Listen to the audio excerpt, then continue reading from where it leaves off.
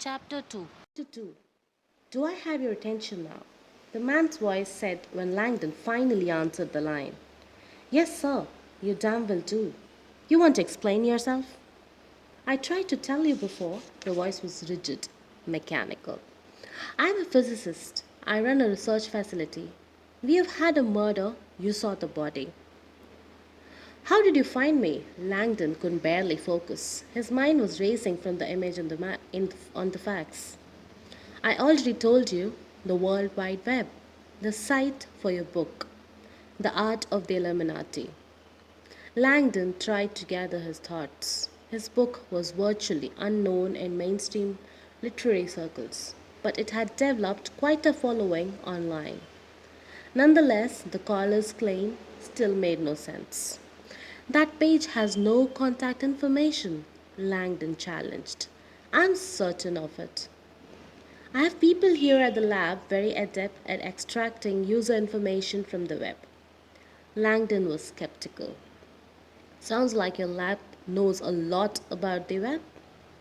We should, the man fired back. We invented it. Something in the man's voice told Langdon he was not joking. I must see you, the caller insisted. That this is not a matter we can discuss on the phone. My lab is only an hour's flight from Boston. Langdon stood in the dim light of his study and analyzed the facts in his hand. The image was overpowering, possibly representing the epigraphical find of the century. A decade of his research confirmed in a single symbol. It's urgent, the voice pressured. Langdon's eyes were locked on the brand, Illuminati. He read over and over. His work had always been based on the symbolic equivalent of fossils, ancient documents, and historical hearsay. But this image before him was today, present tense. He felt like a paleontologist coming face to face with a living dinosaur. I have taken the liberty of sending a plane for you, the voice said. It will be in Boston in 20 minutes. Langdon felt his mouth go dry. An hour's flight. Please forgive my presumption, the voice said. I need you here. Langdon looked again at the facts. An ancient myth confirmed in black and white. The implications were frightening. He gazed absently through the bay window. The first hint of dawn was sifting through the birch trees in his backyard. But the view looked somehow different this morning, as an odd combination of fear and exhilaration settled over him. Langdon knew he had no choice.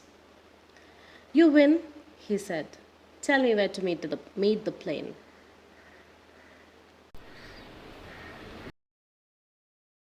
Chapter 3.